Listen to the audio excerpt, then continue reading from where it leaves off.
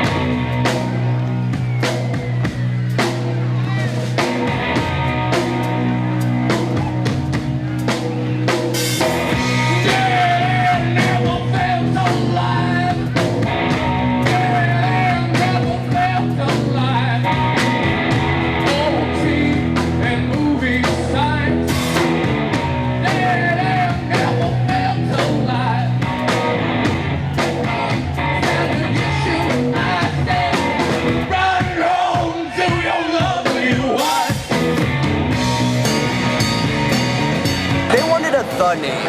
That's what I've heard. Like, they just wanted a name that was the, that meant completely nothing to anything.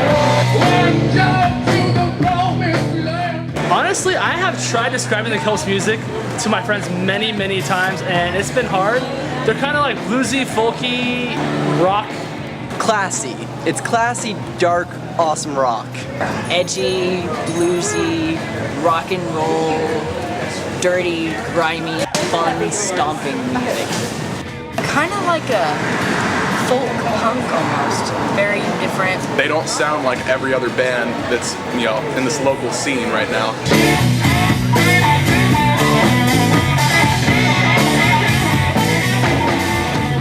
I think it's good music. How about that? I don't know. If I was to put them in a genre, it'd be awesome.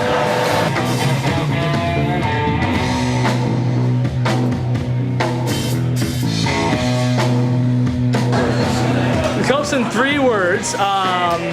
Interesting, fun, and energetic. Solid, confident rockers. Sweethearts, because they're all the nicest people in the world. Talented, professional, and kind. Hard rock kids. Raw, undescribable, and talented. Awesome, because they're awesome, and Super flippin' cool.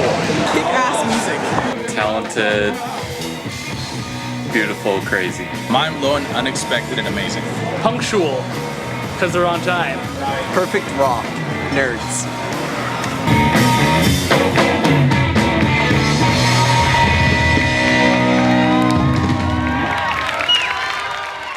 Hi, we're the Kelps, and we're on some train tracks. Our fans are the best people on the planet. They really are. Fan is actually a contraction of the word fanatic. Yeah, exactly. That explains yeah. it perfectly. Wow. In a lot of cases, they are fanatic. It's cool when, like, we don't have an album yet, out yet. They don't have liner notes to read the lyrics to, but they go to the show after show after show, and they learn the lyrics just from hearing it, you know? Yeah. And it's an amazing feeling when you have words that you spent hours crafting being shouted back at you, and you can't put a price on that. You can't ever get used to it either. Yeah. The minute, yeah. If I ever take that as granted, I need to be taken down a peg or two. The group is a band comprised of 3 frontmen. You couldn't really take one out of the mix. I'd say we started playing music together around, Tony's and I junior year. It would have been Cameron's senior year. We just started jamming as 3 people for the sake of a battle of the bands we got involved in. That's totally trained. Cameron's one of the sweetest people I'll probably ever meet, like kindest souls ever. He's got that other really serious side to him. He can snap in an instant. And I don't mean snap just like angry, I mean snap into like, suddenly I'm serious Cameron, you know, and then the room might get a bit cold. He'll get an idea and he'll go. And until the idea is finished, he's talking about it, he's making things happen, and he's a little unpredictable. Many times throughout the years I've thought I got Cameron, and then he'll throw me a curveball and I realize I don't know what's going on in that head, so. But that's the way I like it. If I had to describe Cameron as a musician, I'd say he's a mystic. Because I don't know how he learned. I don't know how he learned so fast. When we first started playing together, he actually didn't play at all. He just liked music. But in what seems like a blink of an eye, he's become so good at his instrument and so good at music. Cameron's the sort of musician that's very influenced by other people, but is constantly trying to carve out his own. I feel like when you perform, in some ways, you really get to just heighten certain elements of your personality and just blow them so far out of proportion that you're not really, yourself anymore. When I'm off stage, I'm very quiet. I'm a very nervous person. But on stage, I like to put my hands out, I like to make expressions, and I like to yell. And when I'm off stage, I'm nervous. And when I'm on stage, I have more confidence than I would ever have anywhere else in my life. Cameron's insane at the live shows. Cameron definitely becomes a different person. He becomes kind of like a madman. People have been scared of him at shows. But it's interesting because as soon as the song ends, it's the same goofy guy I've known for like 6 years, you know.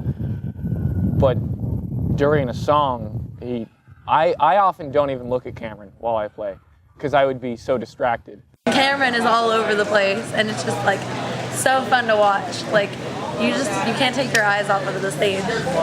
He's certainly not inhibited in any way. His body moves, and he's jumping and screaming and yelling. And most of my stage antics of the night are plotted out by whatever emotional state I'm in. I love Cameron. I love watching him play bass. Cameron's awesome. Cameron is a very important songwriter.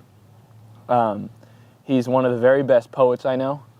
Oftentimes I'll come to him with a song that I'll have a basic skeleton of, and then I'll say, here's the feeling I'm going for. I don't even know what the story is yet. Say, here's the feeling, let's go. And there have been times he'll just go in another room and come back with just gold, solid gold. And then other times, which I have felt have been the best songs, we'll write them line by line together. One of us will come up with a line, and then we'll examine that and basically do punch up on it and say, okay, these parts are good, this part's a little weak. What's another word we can use? And to me, that's what some of our strongest songs have been because so much time was paid attention to the flow. And the vocal melodies are usually what I have written way before any words. I've always really admired and I've always looked up to my brother and his bass player, Cameron, as songwriters. The two of them, they have a really good dynamic where they bounce ideas off each other and they just get the coolest things. They've got something like, they're clever lines, it's fun stuff, it's good to listen to, you will tap. Corey Behringer writes songs with an absolute sense of sincerity and honesty. I respect him with all the respect I have when it comes to music. In person, with a guitar in his hands and a microphone in front of him, Corey Behringer is like an explosion. He is this powerful force that rides right underneath the surface. You aren't expecting him to be as bombastic and larger than life as he is. He puts such energy. When it comes to music, he's as much of a psychedelic rocker as he is a punk rocker. And I feel like if you watch him and you see the sweat on his face and you see his fingers just burning to make those chords, it's obvious that he performs because he believes that performance is art, performance is joy. When we first started going to shows and thinking about, hey, let's do this, let's get on stage, it was always the thought of, I want to be the performer that I would want to see. Corey's a great front man, and you can feel the intensity, The crowd is always into it. Of course, I'm not there yet. I have a long way to go to get there, but it's constantly working towards what I would want. He's an entertainer at heart. He has a quality, an innate sense of creativity and performance that flows out of him. He doesn't know how to turn it off. He doesn't know how to stop. I started Corey on guitar at 7. The guitar was bigger than him. And he was playing it flat, sideways, just to reach the neck. Corey Behringer is probably one of the greatest human beings I've ever met. I envy him on a level that most likely, and by most likely, I mean absolutely, is not healthy. Corey's contribution to the Kelps is just about everything. He won't admit it, but he's the boss. I call him boss as a joke. He has the ideas, you know, he knows the sound in his head. In general, I credit the Kelps to mostly him. But without Tony, it really wouldn't be the Kelps. Because not only is he an incredible drummer, he grounds us in the sense that we can never really get a full of ourselves because there's Tony there to constantly bring us back down. Corey is very rational. I'm very emotional.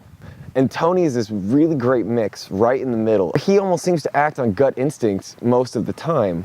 And that's so wonderful to have. He doesn't overthink it. He's right from the gut, and that makes him such a beautiful person. I think most importantly, the sort of musician he is he's a band's musician, meaning he's not a musician that's in it for himself. Tony is always about what sounds best altogether. And that's really where we all feel.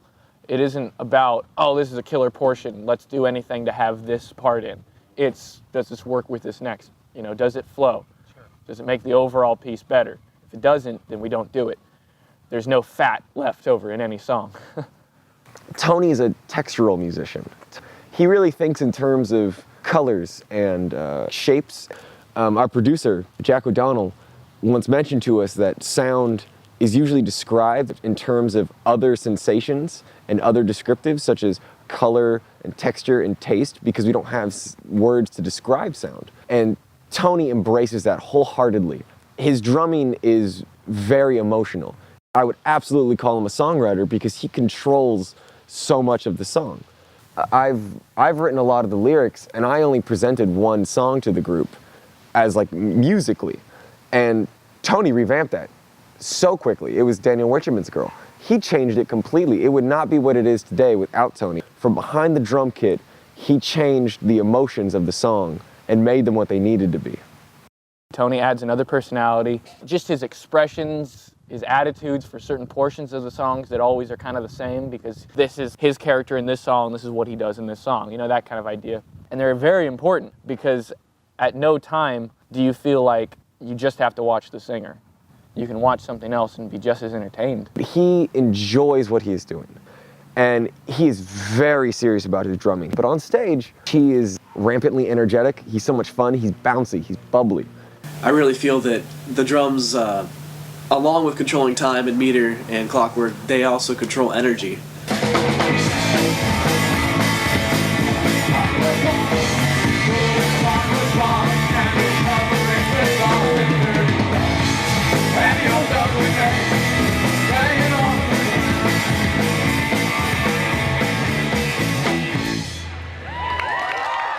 I seriously picked up with drumsticks was actually with Corey and Cameron. They were in a band called the Captains of Spaceship Earth, and I had played guitar for them, but I didn't really like it.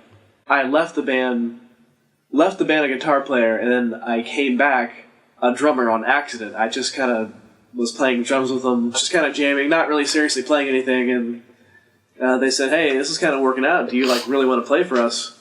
I have no technique or skill. I've never had a lesson in my life.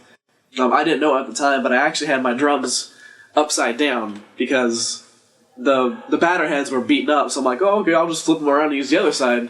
And I was too ignorant to know you're not supposed to do that. We worked through it, and I just started practicing with those guys, and we later changed our name to the Kelps. And I've just been seriously practicing more and more ever since and getting a little better. I love being one half of the rhythm section because I love playing with Tony. Performance is where we want to be. I mean, being on stage is unlike being anywhere else on the planet.